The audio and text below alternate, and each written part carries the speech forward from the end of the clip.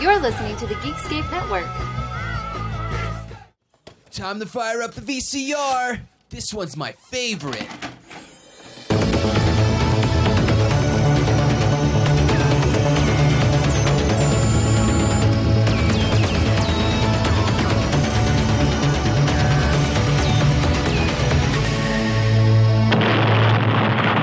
That was gold. Welcome to Analog Jones in the Temple of Film. I'm Steve. And I'm Matt. And we're a VHS podcast that looks at the box art trailer and behind the scenes. And after a break on our disaster month, we're coming back to finish with a movie that the first Speed decided to have a bus. And then the writers went to their little room and said, you know what? Let's find something slower than a bus. So Matt, introduce what's slower than a bus. Well, we've got a boat, and it is in Speed 2, Cruise Control. First, he took you on a bus ride. Then, for a spin in the country. Now, he invites you on the ultimate getaway. This is a cute couple. What are your names? Oh, Mandy, this is Alex. Welcome to paradise.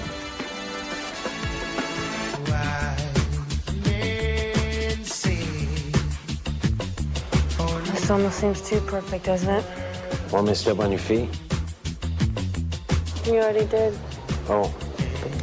And then again.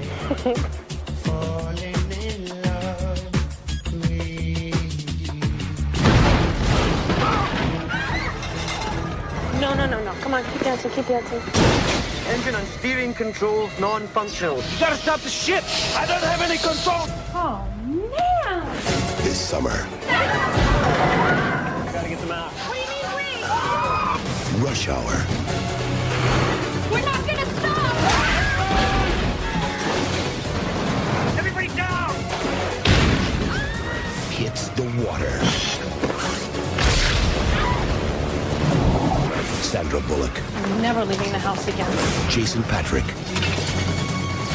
Speed 2, Cruise Control. Who is running the ship? Oh, yeah. I am. Nothing beats the rush. I think it's funny that they use Cruise Control as like the tag, the subtitle, because Cruise Control usually means like you're not going too fast. You like set it at a nice comfortable pace. Right, you're saying that you're controlling the cruise. So like, isn't the fun of Speed that things are out of control? Yeah, I like, what? This is your best subtitle? There's going to be a lot to talk about in this, because I am a defender of this movie for the longest time, and after watching this, I had a little change of my opinion. Not a huge one. You know, I didn't flip to the other side. This one didn't stick to me as much as it used to. Yeah, it's funny. Like, I kind of had the opposite of you sort of here, because like growing up, I liked this movie. Then as I got a little older, I made fun of this movie. And now watching it again, I was like, okay, Speed 2, you got some fun stuff happening here. So I have also kind of changed my tune several times on this movie. There's two things that are great in this film. One, William Dafoe, and two, the way people react in that town when a huge boat's coming through at kind of a really slow pace, but still doing mega damage. Yeah, that was a pretty fun set piece. I mean, we'll get into it when we start talking about the movie, but really, like, the last act of this movie is so fun and crazy and wild and great, like, use of sets and actual, you know, not CG, practical effects and stuff like that. So, well, again, we'll get into it when we get into the third act. But yeah, when there's a boat crashing through town, it's pretty fun.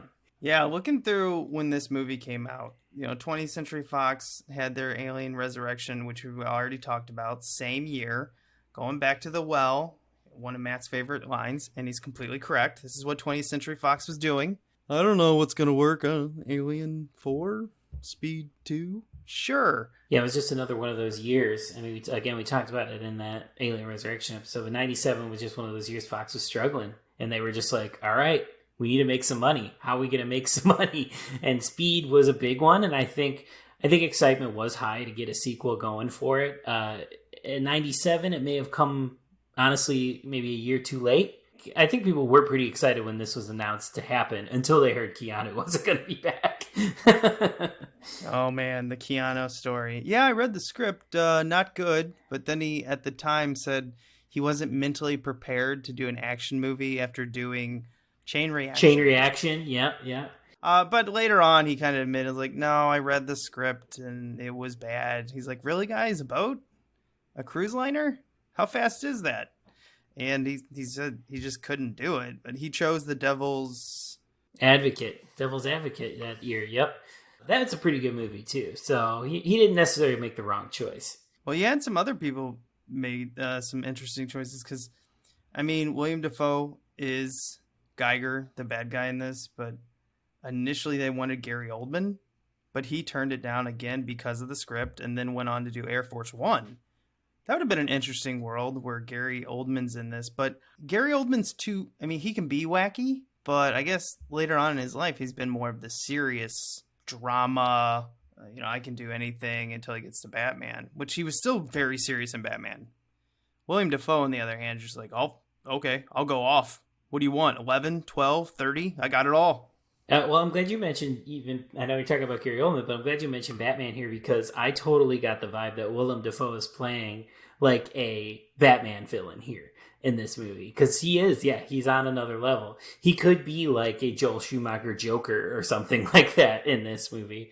Well, I mean, this came out the same time as Batman and Robin. Yeah, so he is definitely channeling that kind of comic book villain, the laughter, the big sort of responses to things, and just his over-the-top performance could fit very well in any of those comic book movies of this time. Yeah, I mean, the biggest problem, too, was it came out during a pretty hard time to make some money. Lost World, Jurassic Park Lost World came out. Con Air was out. Batman and Robin, Face Off. Eesh. And then right after that into July was Here Comes the Men in Black. We are the Men in Black.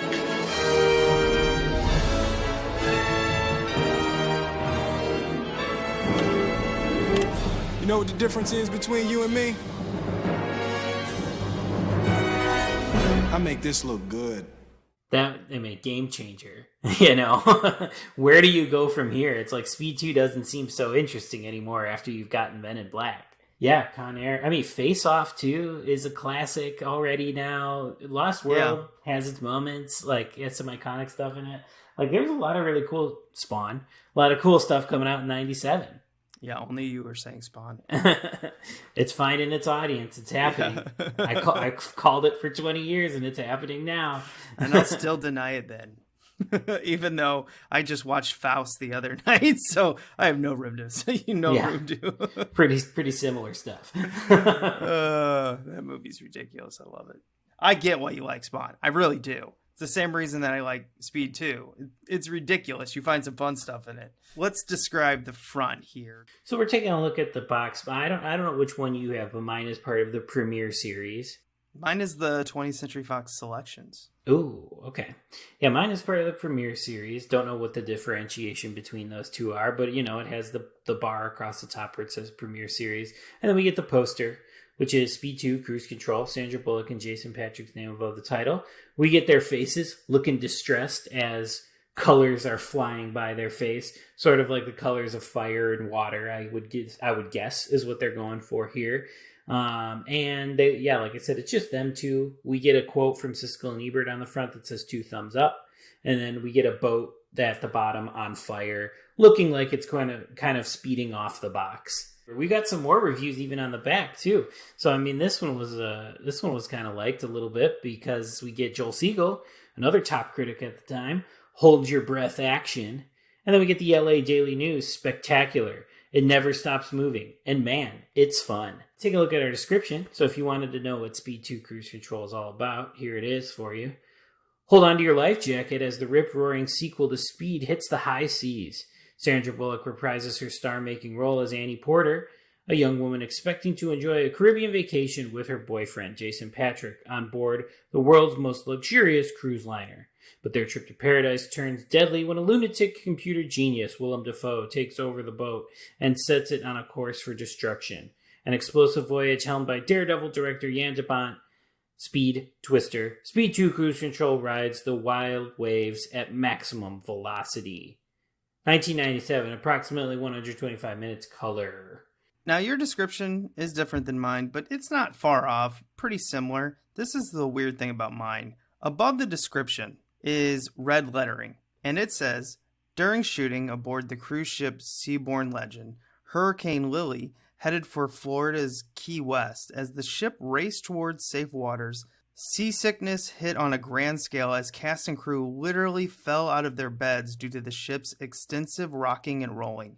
Then it goes on to describe the film. I've never seen that.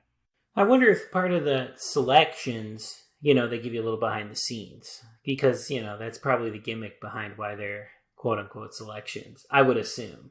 Okay, maybe. I'll have to rewatch because it just does the 20th Century Fox selections at the beginning. And I kind of just didn't pay attention because we've seen these so many times. But yeah, I do wonder if they mentioned something in it that's different. I wonder too, just like when that even came out, but yeah, Fox did all these crazy labels like the premiere series and selections and family favorites or whatever. There was always sort of that green bar across the top of a lot of these Fox movies in the late 90s, early 2000s. I guess it was just their way of re-releasing stuff. Did you get the same 3 production shots that I did? Well, I got a still of Sandra Bullock sitting in the boat. I got one of her and Jason Patric like standing with the water behind them, and then one with Sandra Bullock in a life vest with Willem Dafoe behind her. Yep, bingo. We got the same ones. It's funny that they use kind of those 3 actors kind of in all the promotional things here, when this is treated as kind of an ensemble where we do spend time with more of the cast besides our 3 leads. We do. We spend a lot of time with side characters. Some are good, some not so good. A lot of them stereotypes, which are fine. I don't have a problem with that. It's just got to be entertaining, gel better. I will say at the front of this, the 2 things that just blow my mind is obviously 2 thumbs up from Siskel and Ebert. I don't think anyone expected this because this is constantly voted as like top 50 worst sequels ever made or whatever. I think Rotten Tomatoes gives it a total of 4%, which I think is ridiculous. But Rotten Tomatoes, I've always had a problem with that. Basically, I almost disagree with everything Rotten Tomatoes comes out with. Yeah, I mean, the over-reliance on it, a few years ago has kind of killed all their credibility, so. Yeah. The listening to Siskel and Ebert argue about this, even though they both liked it. So I'll play the clip here. It isn't a great action movie, but it's a very competent one, and it gets the job done. I liked it. I liked it, too. I was a little nervous there with the way you started out. I thought you were going to knock this picture. Nope. Sandra Bullock, I think, it's very smart that she's here in a more limited role. She's on the run, she's alive and sexy, and Sandra Bullock has said that she's been overexposed ever since Speed, that she said she was boring herself. She thought and I think that there's a conscious effort to limit her in this picture. And also, talk about Jason Patric for a second. You say he steals the scenes, but he steals them because he's a superior actor. He was in a wonderful film called After Dark, My Sweet, about 7 years ago, and he's just really good. Yeah, well, he's a good actor. He's good in a new movie coming out later this year called Love and Death on Long Island, too, that was a big hit at the Cannes Film Festival. But, she was the star, really, right, more than Keanu Reeves, of Speed. So you make a sequel, and you have the same star in the sequel. Why not let her be the star? We want to see Sandra Bullock. I mean, is it good career management to hide someone and to give them smaller roles? I think it's her sense of herself and how she's. I think that they were co-equals in the first picture. I don't think she should have that. I don't like the premise that you're making. She was the discovery. She was the discovery in the first picture. That's true. And it's not good career advice to her to say, keep a low profile. We want to see her. We like her. If we don't want to see her, we won't go to her movies. But if we go to a Sandra Bullock movie, that's who we want to see. This isn't a Sandra Bullock movie. This is an action picture with 2 co-stars, Bullock and Jason Patric, and all 3. The ship and the 2 actors are very good. But my point is still an excellent one. Only in your head. Yeah, Siskel, he's going to really dig his feet in on that Sandra Bullock's not that really good of an actress. Yeah, and he also seems to be suggesting, I don't know how much of the clip you played, but he also seems to be suggesting that it's like good that Keanu isn't in this because he's a bad actor and we're trading up by getting Jason Patric. He seems to be suggesting in this clip as well. So, he's not a fan of either of these actors, but he liked the movie. It's very odd because I just don't see Jason Patric. He's a good actor. He's a terrible action actor. He's not a summer popcorn movie guy. He has very little charisma. He's, more of like this dark, dramatic, very serious actor. And he had a lot of problems getting roles after this movie. He didn't want to do the blockbusters. He was very much interested in smaller films, which is fine, but he has no charisma in this. Yeah, which is funny because I've seen Jason Patric have charisma. I one of my favorites I always recommend people that he's in is The Losers from 2010, and he's the villain, and he is off the charts. Just chewing scenery, oozing charisma. He's great in it as the villain. I wish we could have gotten to see him do more stuff like that. But he's got it in him. But clearly he is just not interested in this movie whatsoever. This totally feels like a paycheck movie for him. Or, it's not the movie he signed up for. Maybe with the script changes and things like that. He's just not on here. He just doesn't give a shit here. But also, I want to go back to your point of, the critics, and this is, often considered one of the worst 90s cash-in movie and 4% on Rotten Tomatoes. This is before the day and age of the ridiculous over-the-top sequel, though. If you think about it, Fast 9 just came out, F9, which I watched on the same day that I watched Speed 2, so I have comparisons in my head. But, we're on the 9th Fast and Furious movie. They're absolutely ridiculous. That defies all the laws of physics. It's silly, but critics like it. They know what they're kind of signing up for. Speed 2 kind of takes the approach of the everything plus more kind of over-the-top sequel, and I just don't think critics at that time wanted that. I don't know what they wanted. I don't know if they wanted just more of the same or something completely different, but we weren't in the day and age of the ridiculous sequel yet, and I think that's what kind of hurt Speed 2's rating at the time. I think now it would be viewed with fresher eyes because it is an over-the-top sequel, and that's liked now. So I don't know if it would necessarily, get much higher than a 4%, but I do think more people will probably find it and like it now than they did then. Yeah, I mean, just to go through movies that got a higher rating was Universal Soldier: The Return, and Highlander 3, which most people I know haven't even seen Highlander 3. Basic Instinct 2, I don't know, you've seen that one. Which one do you think's better? I think Speed 2 is the best of all of the ones you just listed. That's why, I don't know. I don't know how they do their algorithms, but when you list number 32, Death Wish 3, at 11%, yeah, I'm done with you. If you didn't watch that and enjoy the ridiculousness and understand that it was made by complete idiots, that's what makes it enjoyable. Again, but that's another perfect example of we weren't ready for ridiculous sequels yet. It didn't, we weren't a part of that. That trend wasn't happening yet. So, yeah, of stuff like Death Wish 3 and Speed 2 are going to get buried for being quote unquote stupid or over the top, whatever. But we love that now. So, yeah. Well, another ridiculous thing on this cover is the boat's never on fire. No, the boat itself never is on fire. Other things are on fire, but the boat is never burning like this on the cover. And then when it wrecks into the harbor, it never catches on fire. No, it just gets scraped up. Definitely some false advertisement on that. That's fine. I don't really care. I just want to point it out. Not a still from the movie. Not at all. Probably Industrial Light and Magic just having fun. And they're like, you want to stick this on the cover? Sure, why not? It'll add some explosiveness. Before we look at our feature presentation, we would like to remind you that you can rate and review us on iTunes. We don't remember to remind you to do this. And, I noticed we got another rating. So this is what I'll tell you. If I see other ratings and you put a description, I'll read it. I mean, I think that would be fun. Hopefully they're a lot nicer than our YouTube comments, which are ridiculous. Go out there, iTunes, rate and review us. It helps a lot. I love the YouTube comment you sent me of the guy who didn't believe that you were putting up an actual VHS rip, who thought you put it through a filter. Can't believe that. So I put the tape in the VCR.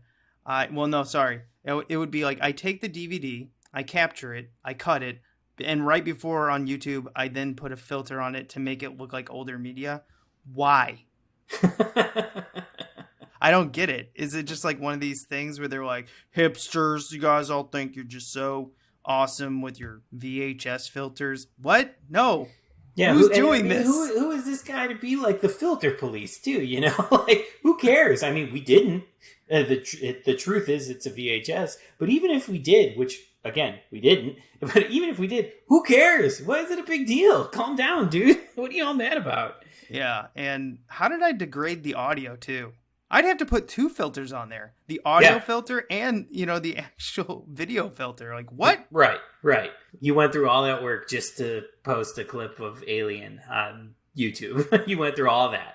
Yeah, come on, dude. Get over yourself. Anyway, let's get into the feature presentation. And now, our feature presentation. Okay, we're not really doing the trailers because they're just, little clip shows. I got a premiere series compilation, which included stuff like this movie. Okay, so we get, right away they explain that Keanu Reeves is gone.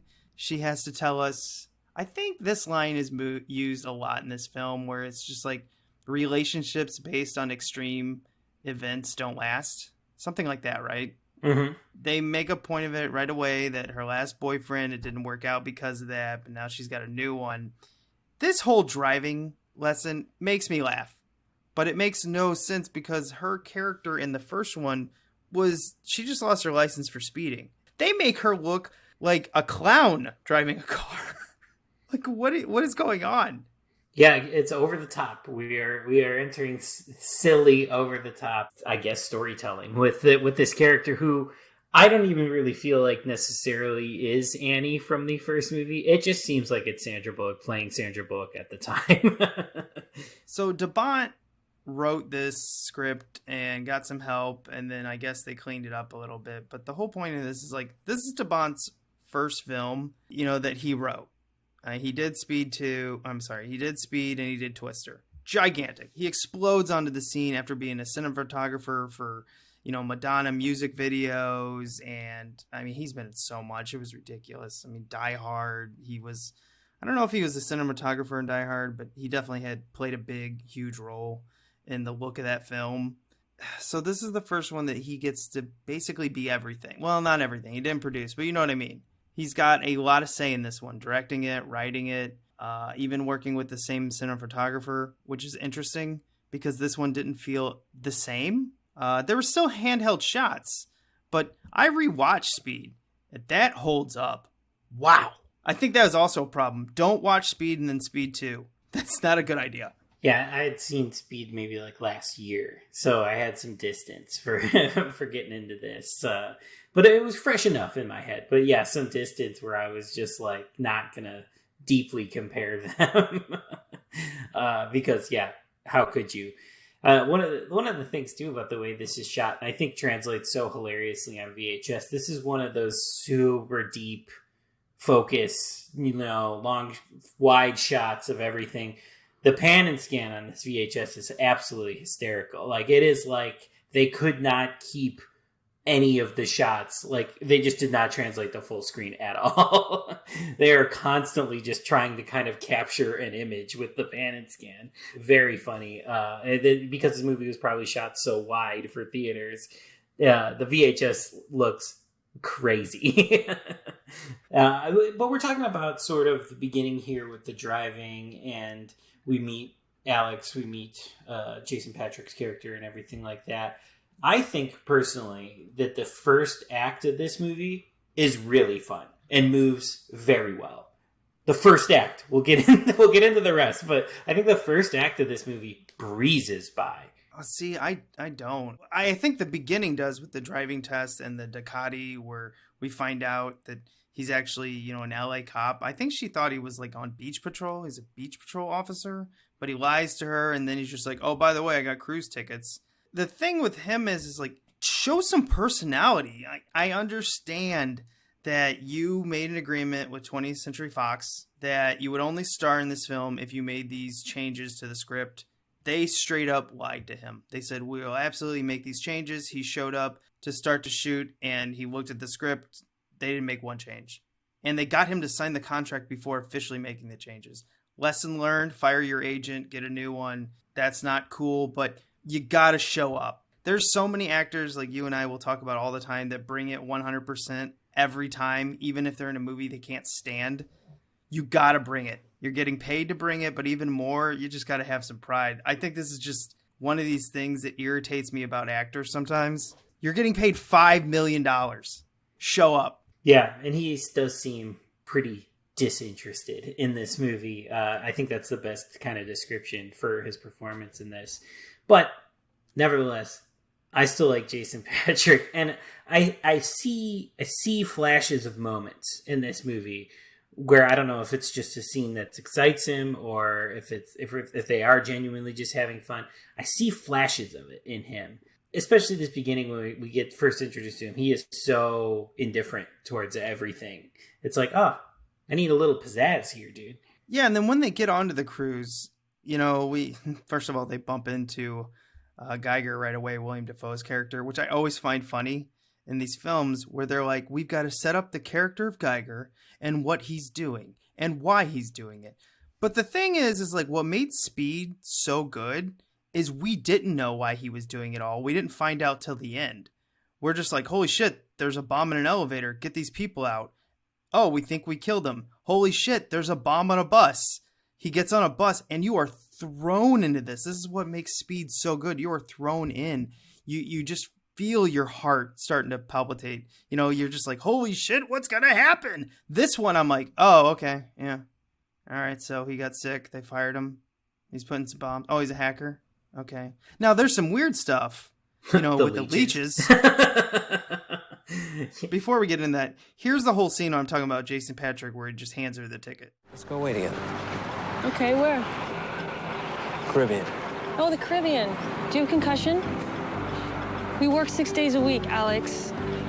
Never even been away for a weekend. I was going to surprise you tonight, but it's a cruise. This is so unfair, Alex. You can't just pull out tickets to some exotic island and think that's gonna make everything okay. I don't expect that I can make it all right. But, you know, maybe you thought we could. No, don't do that. I want to be depressed right now. I don't want you to, like, do that. All right. Don't. All right. As you can see, like, right there, they don't really seem to have much passion for each other. It's just, like you were saying, like, disinterested. And while she's just going through the motions. Yeah, I still don't see sort of Annie, the character here. I just see Sandra Bullock, the celebrity here. I feel like that's the performance she's giving. Two sort of performances that aren't standout. You do at least get Willem Dafoe. What is he doing in this movie? He's insane. You brought up the leeches. I don't know why more people don't talk about the leech scene in this movie as just like absurd cinema 101 here. I get that he is sick or whatever and he uses the leeches to, I don't know. It's such a weirdly sexual scene and it's very odd. And I definitely tuned in real close when that scene happened. I was like, what? In a normal movie, this is happening? Yeah, and here's the explanation why. Let her go. And you spend the rest of your days in some nice mental hospital. Sticking leeches to your ass. Oh, so you met my nurses. They cleaned the copper out of my blood. Doctors gave me a couple of years to live. Those bloodsuckers might give me a few more. You walk away now, and there's a chance I might not kill you. Listen to you. Let him go. No! Something about copper. I mean, you hear it there. The leeches or eels. I don't know what they were, by the way. Yeah, I don't either. But they sucked the copper out of his blood, and he's like, I'm going to live a little bit longer. Because for some reason, ships that he was creating for them I don't know, wherever he was working, whatever. It doesn't really matter. It's weird no matter what. Yes. We got to go through all these like side characters because there's a lot. And I'm going to start with one that I don't know where this came from. The deaf girl, who is actually played by a deaf actress who was only in X-Files and this. But one, impressed that you got a real deaf actor. Kudos. This is 1997. This is something that I didn't expect back then. And they did. Kudos. But here's my but to this. But yeah. Did you get the impression, and maybe this is just me being harsh. Did you get the impression though that this girl was like kind of a bitch? Like it seemed like her parents were just exhausted by her, and not not any of her difficulties or anything like that. Like, she just seemed like she was straight up difficult. Like, she was just ruthless to these parents. I feel like this was the parents just looked so exhausted by her attitude that, like, I got the impression that she was just like a straight up bitch. See, I thought her dad was an asshole. Like, when she got there, got to the party, and he's just like, she had colorful shoes on, a colorful outfit. I think he said she looked like a clown, and then they just told her, she ran off. I do get that. She, like, ran off, but she's a teenager. They're all difficult. Yeah, true. You could look at it that way. Yeah. With the whole weird thing with her, and I think I buried the lead on this, is at one time she is coming on to Jason Patric. Yes. I get the cutesy puppy love, but it felt weird. All this shit's going down. The ship, we don't know if it's going to blow up, but, I think at this point we've seen grenades. She was lost. Jason Patric found her. Shit's serious. And then she's like, I just want to let you know, I'm almost 15. And I'm like, wait, what? I mean, props to Jason Patric for not fucking going for it, though, at least. I mean, they were trying to play it where he's just, he's a handsome fella and the young girl's got a crush on him. But it would have been better if he would have, like, saved her or something, and then she would have kissed him on the cheek and said thank you, and just leave it at that. We don't have to have this whole conversation where she's like, by the way, I'm almost 15. Like, was that some creepy way of saying, like, if there's grass on the field, play ball? What the fuck is going on? Yeah, I think so. And she keeps it up throughout the whole movie. She, like, tells him she loves him, and, like, yeah, pretty much any time they're together, she's like, I'm in love with you. Even Sandra Bullock is like, let her down easy. And now in the scene when, like, sign language flirting with him. I also love how during this whole dinner scene, two other side characters are the fat is your friend people. See, the misconception is that fat is bad. In order to lose fat, you shouldn't eat fat. Well, guess what, guys? False. Your body's just a giant computer. See, if you don't eat fat, your body's central mainframe goes, whoa. Whoa. Better keep whatever fat I've got. So you see, we at Fat Busters, well, we say fat is your friend. Oh, yeah, good friend, yeah. I think he's a good friend. Yeah? Here, meet this guy. Of course, it's like some woman that's probably in some type of pyramid scheme, and then her obnoxious Homer Simpson husband is there. Common in the 90s. Like, they just had to take these characters. And, like, I don't know, some movies I like it, but in this one, I just kind of looked at it and I'm like, I think it's a bit too much. We're taking the 90s fad diet thing on. We're doing, the silly fat characters, which was totally a thing in the 90s and into the 2000s. Like, kind of got all of that happening with them. I liked them, personally, though. I thought it was just a welcome kind of comedic relief, I guess. I did like how they get all these people onto this boat, I guess dinner dance thing and everything like that. And then they're like, you want to see some diamonds? And they're like, you can buy some of this jewelry if you want. And I'm like, there you go.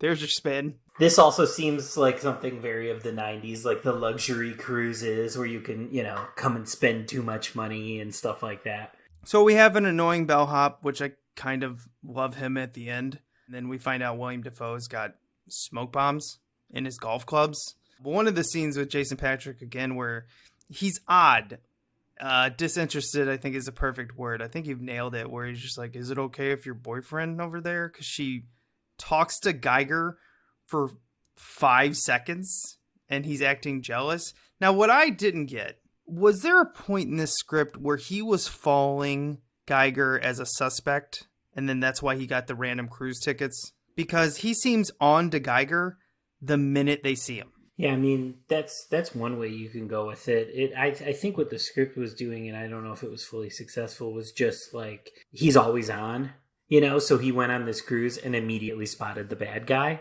I think that's what they're trying to kind of do with it, but like, it isn't totally clear. And Jason Patric's disinterest in that whole scene where he is like saying like, he hasn't even looked at the TV and he's supposed to be into golf or whatever.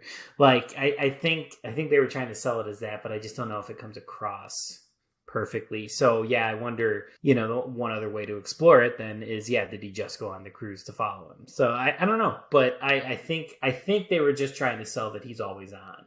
I could see that. I could pick that up now. Yeah, that like he can't relax, he won't boogie. She just wants to boogie, and he will not boogie. Yeah, you could definitely tell during this whole outdoor scene where she's dancing and leading more of the story at this point. That's the Sandra Bullock that I want. You don't get a lot of it. I mean, there's a reason why she was like America's sweetheart battling with Meg Ryan at the same time. She's just so damn likable. Yeah, she is. I have always said sort of in the past that I'm not a fan of her thing. But as I get older, I kind of realize that I'm just not into a very specific thing of hers. Like, I really don't like the romantic comedy and or romantic drama Sandra Bullock. It doesn't work on me. Like, it doesn't work for me at all. I think I find her annoying when she's in those. But when she's in like action movies like this, Speed, Demolition Man, even like The Heat later, I really like her in those. And yeah, she is instantly like charming and likable. But yeah, when you stick her in like a romantic drama or even a drama like The Blind Side, I'm like, I just really put off by her. So, you know, she's hit or miss for me, but I think she works really well in these kind of movies. Did you mention The Net? I haven't seen The Net. Oh my gosh. I know. It seems tailor-made for my kind of area of interest, but I haven't seen it. Old ass clunky computers. Yeah, I love tech thrillers from the 90s. Yeah, we get a little bit of it here where he's hacking away. I don't know what the hell he's doing, getting like a readout of the ship. You know, we have two kind of annoying redheads from Texas that are in here, and I love William Dafoe and these two redheads. This whole scene that lasts like 30 seconds. This is the perfect example of what he does well. He just owns the scene, and he has like 4 lines. And then he's out. I love him. And then he kills the captain of the boat. All the captain has to do is walk away and be like, I'm going to go get security. You're freaking me out. Right. He like goes in to the light, and then William Dafoe knocks him over. And I'm like, what are you doing? Just leave. Yeah, just walk in a Z formation and get out of there. Like, if I saw William Dafoe with that smile swinging that light, I'm like, no. I have better things to do. I will not entertain this type of crazy. Yeah. See, what I thought he was going to do was then go straight into the control room, kind of like Under Siege, and own the entire ship and do whatever he wanted in it. No, he still was like scurrying around like a rat. Yep. And I mean, that's a perfect description of kind of his performance in this movie, right? Like, that's kind of what he's doing the whole time. He's like a stowaway, but he actually paid for a ticket. Yeah. It cracks me up. Once the captain dies, you know, we get Jango Fett / Boba Fett as kind of the new captain. You know, a nice man. He's got a great voice, doesn't he? Mm-hmm. When Willem Dafoe is doing that scene where he's like saying the stuff that the captain and him are gonna say, I was like, oh, is this guy in on it? But then like he's not in on it because he becomes the new captain or whatever. But I think that was like bad editing or writing or something there, because for a second my brain was confused. I was like, is this guy in on it with him?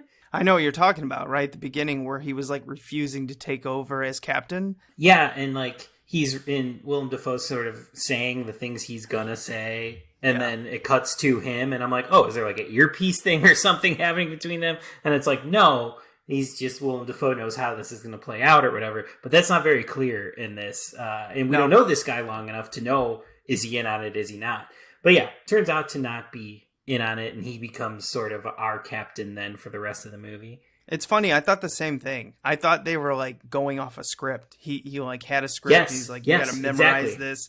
And I'm like, oh, I don't remember this. And then the movie kept playing on. I go, no, it's just weird. I get that they're trying to sell that William Dafoe knows everything, you know, that they're going to do. Like, he memorized their script of procedures. Yeah. Because he, you know, but I think it would have been better if there would have been a snake in the grass. Yeah, there's something lost in translation there. You know, it's just it's not clear there, or it's not set up enough. You know, something like that is happening. So yeah, I don't know, but this guy is good he's likable. You know, Jango Fett, Boba Fett is our likable captain then after that, after I realized he wasn't a bad guy.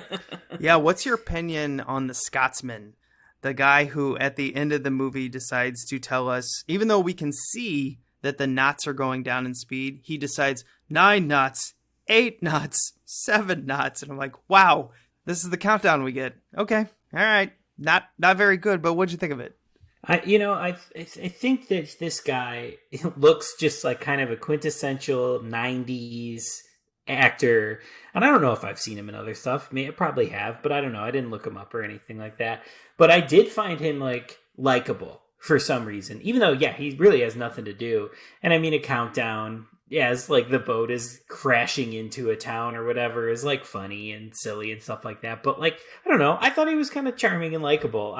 He was one of the ones of the ensemble when we totally just abandoned Jason Patric and Sandra Bullock and we don't spend any time with them for 30 minutes. He was one of the people that I was okay when they would cut to. The second act of this film, when Jason Patric and Sandra Bullock kind of disappear and it becomes all these side characters trying to survive, they're in it. I'm being a little ridiculous, obviously. They don't completely disappear, but they kind of do. They kind of do, and I think that's what really, for me, so you said you had problems with the first and the second act. I really had a problem with the second act. I feel like the first half of the second act grinds to a halt, because that's all the exposition. That's Willem Dafoe telling you the plan. That's Sandra Bullock and Jason Patric, talking to each other about the future, and he's got the ring and stuff like that. Just grinds to a halt. And then the second half of Act 2, before we get to the grand finale with the speeder chase and stuff like that, it picks up a little bit and we start to see a little bit more of them. But that middle Act 2, we just lose them entirely. Mm-hmm. We don't have any focus on them. And I really do. I think this second act of the first part of second act is really slow exposition. Middle, we lose our main characters. And then second half picks up, the second half of the second act picks up a little bit, but I think this is the thing that hurts the movie, in my opinion. Yeah, I want to clarify, because I think maybe I misspoke. So I think the first 5 minutes of this is exciting, a little corny, a little cheesy with the whole driving test. Then the next 45 minutes with the setup of the characters, the side characters and everything like that, it's too long. And it slows down the movie to a halt. But then the last hour of this picks up right when William Dafoe, them trying to stop the propeller, which is completely absurd, by the way. Fine, whatever. I get it. We got to stop it somehow. We got to slow down this boat. Once William Dafoe makes his copper speech of why he's doing all this, the movie literally just presses on the gas pedal. The problem is the boat can only go so fast. What you have is it's the weight. So they're really trying to sell this massive weight of this boat, flying through the ocean. But really, it can only go so fast. If you look at it, I think at one time, didn't it top out at 20 knots? I don't remember. I think it was 20 knots. So let's go here to Google and knots to miles per hour. 20 knots is 23 miles an hour.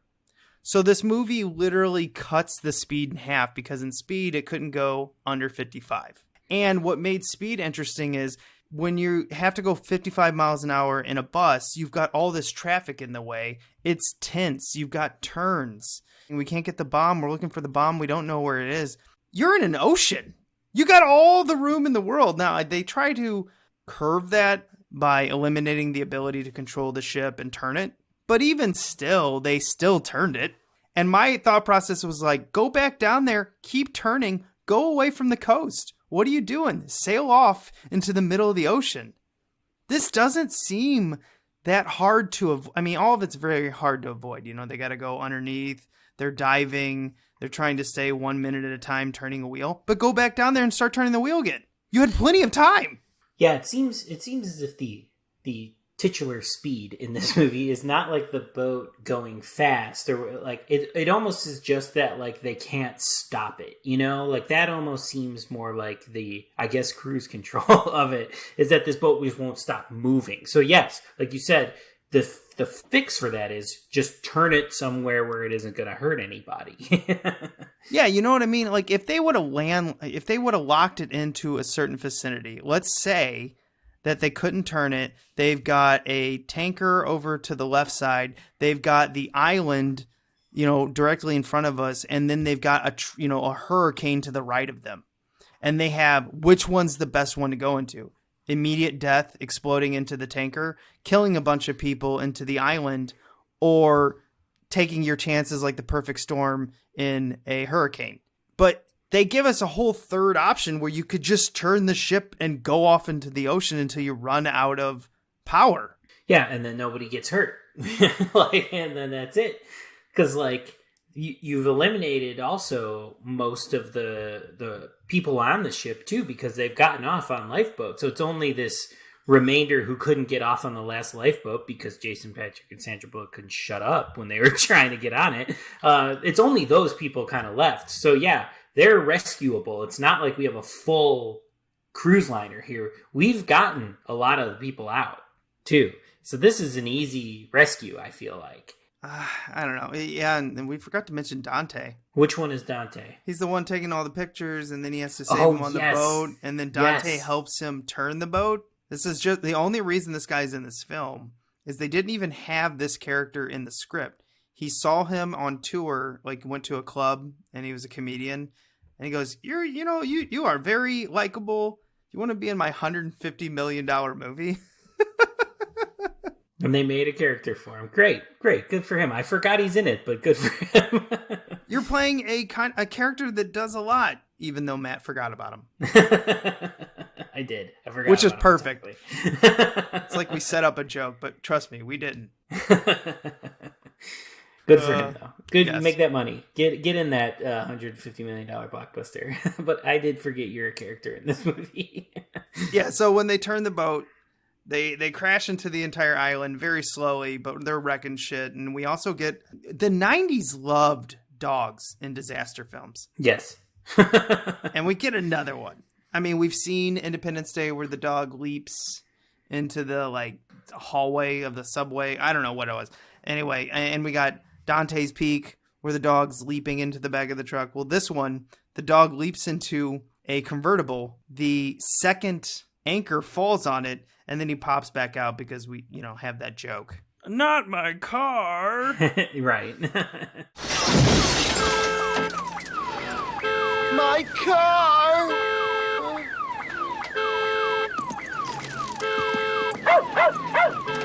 Which I know is, by the way, in the TV ads. I remember it. That's hilarious. I remember that so fondly. My dad thought it was the funniest thing in the world. Nice. The fat guy's car got smashed. I love it. The 90s, nobody understands that didn't live it. It was a simpler, magical time. And if you forgot Sandra Bullock was in this movie, now she's in a speedboat. A weird speedboat, right? Yeah, it's got 2 jet skis, basically, that come out of it. But, when they're together, it's like a shared jet ski boat thing. It's like those sidecars, like the motorcycle with the sidecar. It's kind of like that, but with a jet ski. Okay, I've never been on one of these, so these were new to me. I'm sure anyone who lives on the Caribbean is probably like, "You've never seen these?" No, I'm from Missouri. Yeah, and I'm from here. I don't see that often. We can tell you what to put on your hot dog, but we got no fucking clue what to go in water with.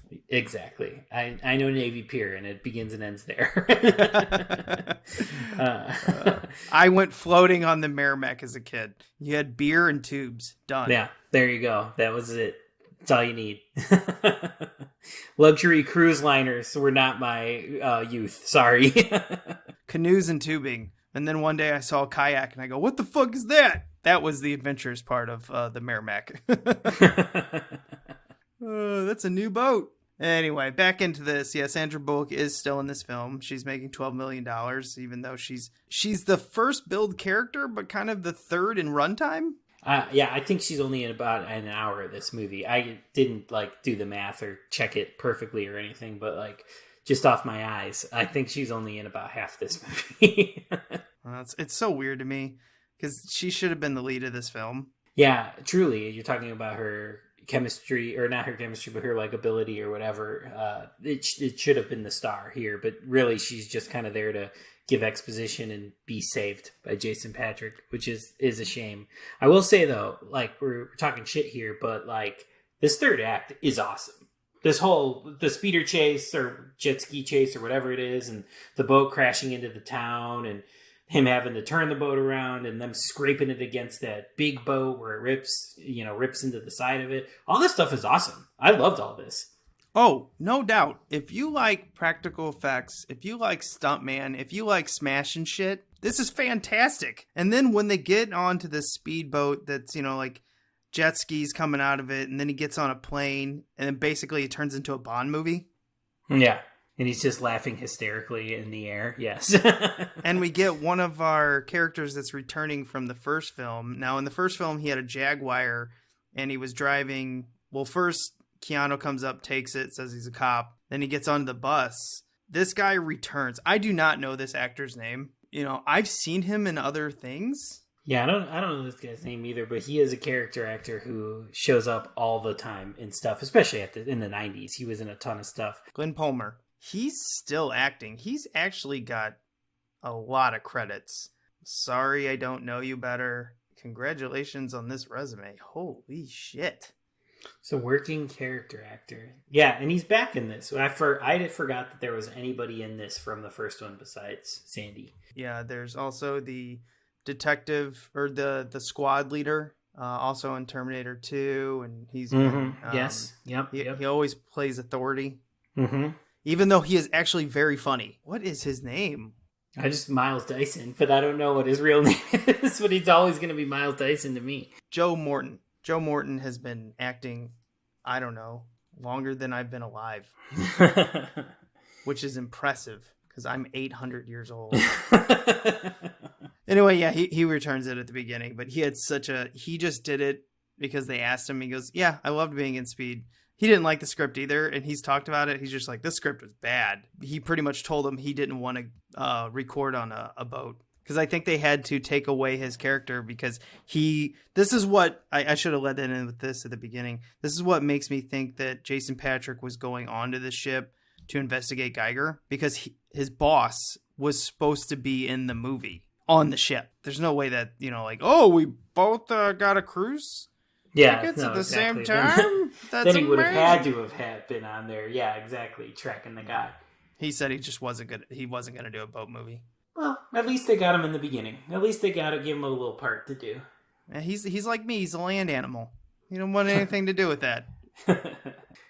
So when he takes his little plane up in the air, he hits an antenna, and then basically just laughs as he dies. Yeah, as it explodes. It's awesome. I mean, it's really fun. It's hard to sell this because we've, been talking shit on it, especially me, but the last 45 minutes of this film, it's chaos. It's not as good as the first Speed. I mean, that one's an iconic film. It's not fair to compare anything to that. It's their own damn fault that they made a sequel. But looking at this film as on its own, the last 45 minutes is nuts. Yeah, it's cinematic chaos, and it's wonderful. It's so fun. I remembered, so I hadn't seen this movie in a very long time, and this may only be like the third or fourth time I've seen it. But I was remembering as I was watching, for the end of the movie here, that in the early 2000s, I had watched this again because I liked it in the 90s. So I was watching it again in the early 2000s and loved the end scene again. And the end scene is what inspired the name of my production company, which is Stork Speed Pictures or Stork Speed Video.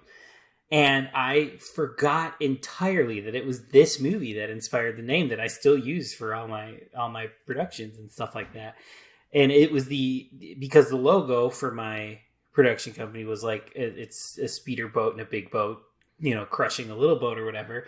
So I totally forgot where I got that from. It was this movie. And I realized it while I was watching the end of it. And I was like, oh my God. So like my production thing is still named after Speed 2. And I can't ever change it. I always thought it was a Speed Racer. No, it was, I named it after this as like when I was like 10 years old. And I kept it, as I actually started making movies and stuff like that, off of this movie. And then the joke became Stork Speed was that, I was late all the time to everything. So then I kept it with that too. Speed 2 is what named it. And I forgot until I watched it this time. That's fantastic. let's get on to the museum.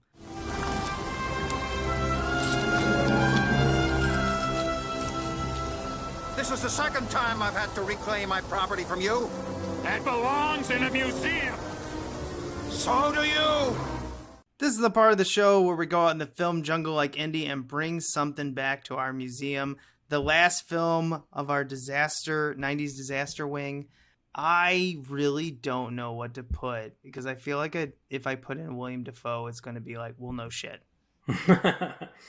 Well, yeah, you could put in anything, anything that worked or didn't for you. Then you don't have to do Dafoe. Yeah, but I got to put Dafoe in. I'm sorry. It's just, it's too good. Come on. I mean, just scurrying around like a rat. It's golf clubs, his like little golf ball smoke bombs crack me up. And then when Jason Patric's like, this is sulfur fire. This isn't real. And I'm like, Jesus, Jason Patric, do you ever turn it off? I forgot that they got the whole little subplot in this is him asking her to marry them. You know, he wants to get married. Yeah. And the trailer to this like played the whole like Fools Rush In from Elvis, except it wasn't sung by Elvis, I don't think. So yeah, they were going with that whole thing. Fools Rush In. When he does it, he's just like, oh, do you want to wear this for a while? And I'm like, holy shit, even the proposal sucks. But she's into it, and she does it. She really likes this guy, apparently. Well, could you imagine getting a ring and $12 million? Okay, yeah, sure. Yeah, sure, yes. We're going to sign a prenup. I'm just going to let you know that. You ain't getting my 12 mil. That's so funny. Yeah, no, that is a plot point in this that is sort of explored. They kind of come back to it a little bit, and yeah, obviously in the end, he does give it to her or whatever. But it is one of those things, like when we lose these characters in the middle second act, there's no reference to it or anything. Matt, what are you putting in the museum? I gotta put the use of the jet skis and speeder boats and all that stuff in the chaos of the last 45 minutes. Great boat work here. I love water stuff. I love, I obviously don't do it in person because of my lack of knowledge of any of these things I'm talking about, but I love in movies or theme park rides, water stuff, so, and this whole end scene feels like a theme park stunt show or something like that, and I adore it. So great boat work. I'm putting the boat work in the museum. Yeah, it's a pretty good one. That was a lot of fun smashing all those boats, and I can't even imagine how many people died in that. Yeah, in the story context, how many islanders and just people out on the weekend died because of this chaos that was happening. Just smashed to bits. That's the sacrifice on having a nice day out on the beach, right? That's what you get for enjoying the sun. Right. Now get back in your troll cave where you belong. Put your VHSs in and get in your troll cave. Okay. That'll end it on Speed 2. We've been on a break for a while, so do you have any movies, shows, anything? Oh, wait, yes. Give me an update on Gossip Girl. I'm only on episode 9, so I'm not going very fast, but I love it so much. It is so juicy. It's drama every episode, and I love the characters. I love the show. I am so bad with shows, and that's why I'm only on episode 9 right now. But I adore it. It's so good. I cannot wait to just keep going for more. Yes, it's catty. Oh, it is. It's the most catty, and I love it. It's dialed up to 11, so I drink it all up. And yeah, like I said, there's drama. There's drama in every episode that a normal show would put over an entire season. But they're like, no, we'll do it in 45 minutes. And I'm like, yes. Well, we didn't even say the reason we've been gone for a minute is that you've got a baby now. Yeah, we talked about it before we started recording, so I kind of forgot to bring it up. Yeah. Tell our listeners. I can tell everyone out there, if you do not have a kid, they are no joke. It's a lot of work. You will get, some of the nights will have very little sleep. Get it while you can. Grab a drink. Show him some movies. I've already let him watch Predator. And by let him watch, I mean he fell asleep. But still, it was playing on in the background. So the kids are already getting the finer movies, if you know what I mean. Yes, getting that injected into him early, so he can. He won't know why, but when he's like, 5, he'll be like, "Why am I interested by this movie?" It's because you introduced it already to his sponge mind. Why am I a goddamn sexual Tyrannosaurus? I feel like I'm pushing too many pencils. I got him! He doesn't even know, but he knows. He knows. It's there now. It's in his DNA. You gave it to him.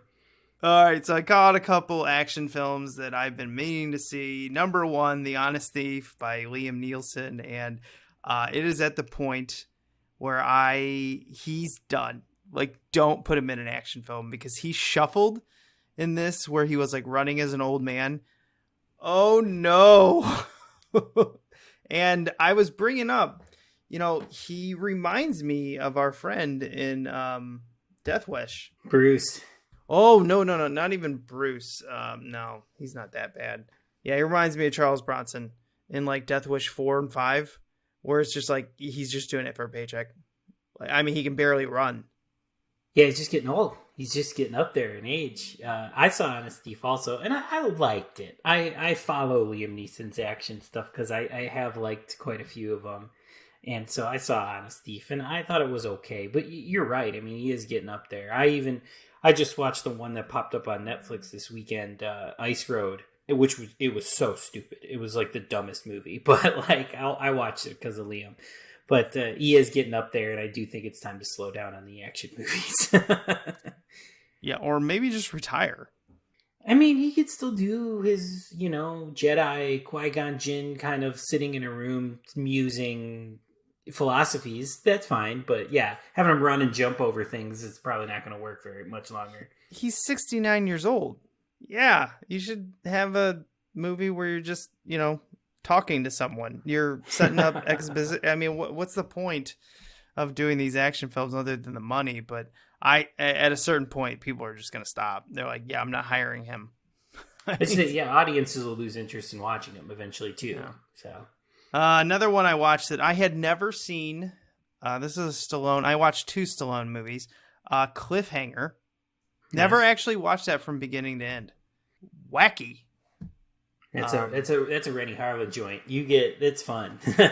That's actually one of the reasons why I watched it, because when we were saying that there was a possibility in a world that Rennie Harlan could have directed Aliens 3, and I was like, well, I'm just going to watch Cliffhanger, which I can definitely tell it's his. Yeah. And I had a good time watching it. Yeah, Cliffhanger's fun. I like that movie. Yeah, I watched it in 2 feedings. And I'm sitting there putting him to sleep after giving him a bottle, and I'm like, this is so enjoyable. I wanted to give him another bottle, but he was asleep, so I had to wait until the next, 4 hours from then. 3 hours, actually. What am I talking about? The one thing they don't tell you, people, the first month, they eat every 2-3 hours. It's insane. I mean, maybe they do tell you. I just didn't pay attention. You're learning. You're a crash course learning. And then the other one that I watched, Stallone, this is Stallone and Arnold, was I finally watched Escape Plan, I think it's called. Mm-hmm. It's okay. I don't really... Exactly my thoughts on it. I don't really get how it had so many sequels. I don't get it. It just was he was a professional escape artist, and then he got in one where someone was pissed at him. I don't have anything other than to say that. I want to come up with more words to describe this movie, but it was just okay. Well, that's exactly on that one. You were like, I watched Escape Plan. You paused, you kind of heavy sighed, and then you said, it was okay. And I'm like, yep, that's exactly the best way to describe it. At the end of it, I wasn't mad, but I wasn't like, wow, I just watched something great. It was really in the middle. Yeah, it's pretty neutral. Okay movie. It scratches the itch, I guess, to see them two together interacting, but doesn't really break any new ground or anything. I will say the third one, I never saw the second one, but I saw the third one because Devon Sawa is the villain in it, and it's very fun. So if you want to skip to the trash, just go to Escape Plan 3 with Devon Sawa. Well, I considered watching the second one because it's got Batista in it. Yeah. But I don't know how much Batista's in it, and that worries me. Yeah, it is. It's still direct-to-video Batista, so he may not be in it as much. Yeah, it makes me wonder if he's just like, hey, Batista, buddy, pal, how about I give you a couple mil and you show up for 15 minutes? Right. Do this one scene with me. Yeah, that's what scares me. Because Batista at this point, I just think is too big. Yes. And I don't know when Escape Plan 2 came out. Now, if it came out like 5 years ago when he was trying to build his resume, maybe he's in more of it. Maybe he's in half of it. Maybe he's actually the star. I don't know. I've never even watched the trailer. And it's kind of beautiful as it is with you not knowing. I'm either going to be pissed like there's not enough Batista, or I'm going to be like mega happy like, wow, how much did this cost? And it went direct to video? This is better than the first one. Yeah, it might be. Yeah, that's I do have one that I watched that I think actually people, I mean, cliffhanger you should watch, but I saw something called The All Nighter. It was made in like 2017. Have you ever heard of it? Is there anybody in it? 2017 was definitely a period where I was just watching everything I could get my hands on, so there's a chance I might have seen it. But well, I remember it coming out and it kind of just slipped under the radar and I never picked it back up. It's got J.K. Simmons in it, plays a character named Frank, and it's got Emile Hirsch in it. No, I have not seen this one. Yeah, Emile Hirsch is dating his daughter, and so J.K. Simmons is like dedicated to his work, and he's kind of got like a shadowy job, and you know he's a meat eater and he's got money, and then Emile Hirsch like wants to play the banjo for a living, and is a vegetarian. You know that kind of like cross, and J.K. Simmons' character comes back looking for his daughter, can't find her, and then they just basically have a one-day adventure where two people from different planets, so to speak, kind of become friends and mesh, and it is really entertaining. And both of them, Emile Hirsch and J.K. Simmons, are so damn likable in it. I found it on Amazon Prime, and it was like just one of those, I really enjoyed it. The hour and a half went fast. It's like 92 minutes or something. Very enjoyable. And I can tell you what, J.K. Simmons is in shape. That's just all I'm gonna let you know that. You're going to find out on your own. I was shocked, too, because like when he had his shirt off, I'm like, what? Ripped? What's his name in J.J. Jameson or whatever from Spider-Man? J. Jonah Jameson. J.K. Simmons can do anything. Yeah, he's a good actor. I think people forget when he's in all these like insurance commercials, but he's a good actor. Anyway, that'll end it this week. Do you have anything else? Go see F9. It's very fun. I've seen all of the Fast and Furious movies, and me and Ashley have told the story many times. We did all of them within 24 hours. Ashley did them all in one sitting. I did them after, I did 1 through 5, then I went to work, and then I came back and I watched 6 and 7. So we watched all of them in a row. We had friends over and stuff like that. Friends who became family. If you've seen the movies, family. And now we go see them every time a new one comes out. We went and saw 9 this weekend, and it is a blast. So if you like the Fast and Furious movies, this one is very, very fun. Yeah, I'll see it, but it'll probably be at home. Is it available to stream? It will be in 10 days, I think. Or 12 days or something like that. I will see it in 2 weeks. Yes, exactly. Because the theater is something that is going to elude me for a while. Yes, it got the baby now. Yeah. So, I mean, I don't even know when you can bring a baby, but maybe it'll be just one of those things. I'll babysit one. I shouldn't say babysit. I'll let her go out and spend time with her friends, and I'm like, well, I'm going to go be alone in the theater. Yeah. And that'll be the catch up, the balance. You won't, if you go, though, to a Fast and Furious movie, you will not get the peace and quiet, though, because, man, it is a lot of splosums. I don't want it, because now I can't listen to everything as loud as I want. Yes. Even though this kid will sleep through anything. He got used to it in the womb. Dog barking, don't care. Doorbell ringing, don't care. Loud movies, doesn't care. I'm just amazed. But I tell you one thing, the weird stuff, like a crick, like that weird like crack in your floor where it's like old wood, wakes right up. I'm like, what the fuck? You just never know. No, he's just like, I can't stand that sound. The rest of it, I don't care. Explosions, gunfire, screaming, nothing. There's nothing. One crick in the floor. What? Dad, I'm up. Well, you're getting him ready then for action movies. He's primed now. If he can sleep through them, then he's good. He's ready. He actually cries when a rom-com comes on. Uh-oh. You've wired him too hard now. That's my boy. All right. So remember to be kind. And rewind.